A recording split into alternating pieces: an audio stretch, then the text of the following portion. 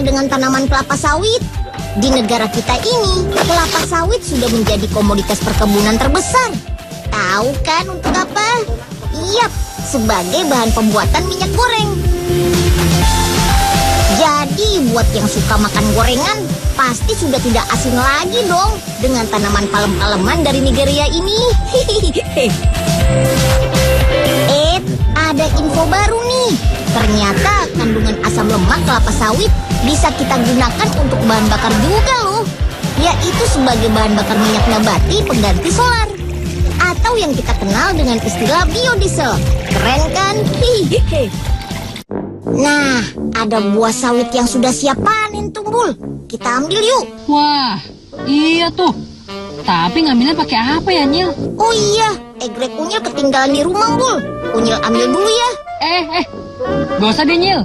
Kelamaan. Loh, terus diambil pakai apa dong, Bul?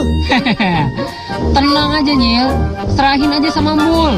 Nih, rasain kita pesak timbul. Tuh kan, bidikan Bul mah gak pernah meleset, Nyil. Widih, tumben Simbul pinter. Buah sawitnya pada jatuh, Tumbul. Asik. Panen sawit dulu ah. Udah, kumpulin aja yang banyak, Nyil. Kalau masih kurang, nanti biar Mul bidik lagi yang satunya.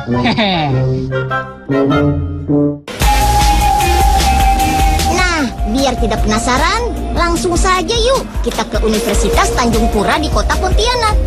Sudah ada Kak Ade dan Kak Dwi tuh. Mereka akan mengajari kita cara membuat biodiesel dari buah kelapa sawit. Pembuatan biodiesel ini menggunakan buah kelapa sawit yang masih segar, sehingga kandungan asam lemaknya masih cukup bagus. Potong tipis-tipis buah kelapa sawitnya, lalu buang bagian bijinya yang keras.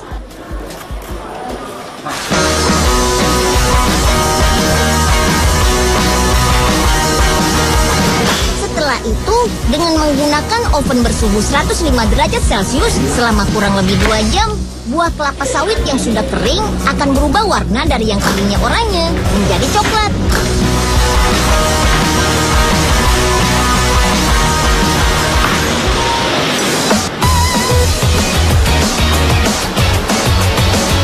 Campurkan buah kelapa sawit kering dengan cairan metanol dan abu untuk membuat biodieselnya.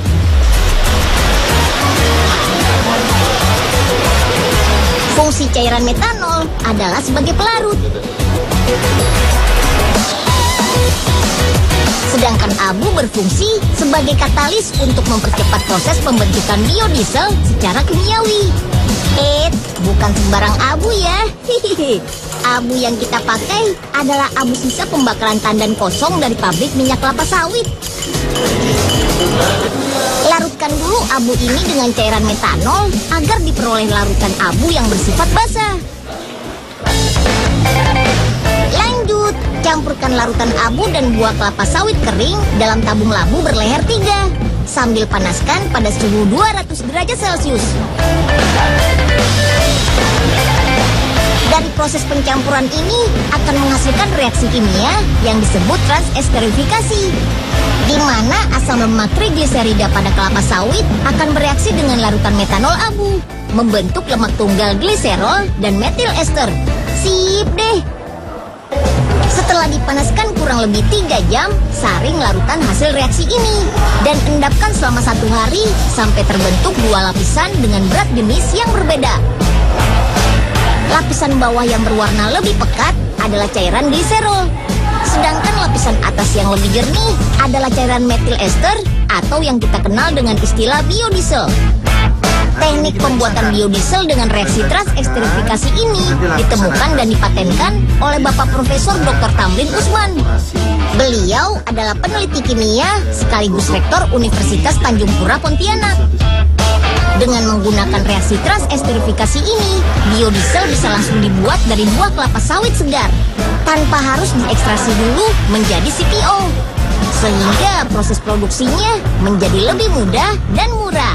Hebat kan?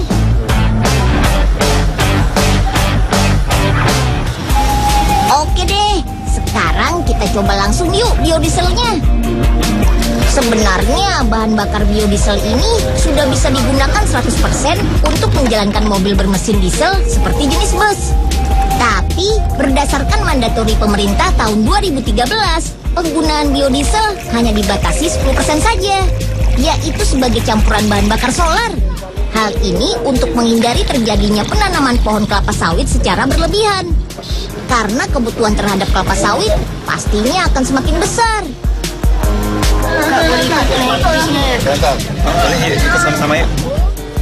Ada si Raka dan Hafiz.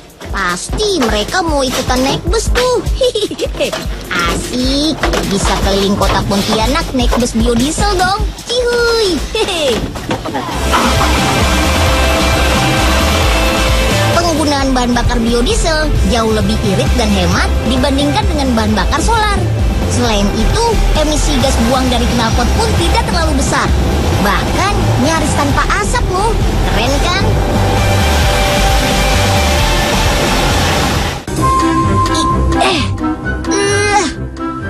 Berat banget nih dorongnya. Woi, Nyil. Ngapain aja sih di belakang? Aduh, buruan dong. Mesinnya nggak mau nyala nih. Iya. Tapi injak gasnya juga ya, Bul. Biar cepet nyala nih. Ya ampun. Masa gitu aja nggak kuat sih, Nyil? Pakai tenaga dong. Nah. Udah mau nyala nih mesinnya. Injak gasnya dulu deh. Udah, Bul, cukup. Asik. Akhirnya nyala juga deh. Nyil, udah Nyil. Ayo naik. Loh. Si Unyil kenapa tuh? Mukanya jadi hitam kayak knalpot.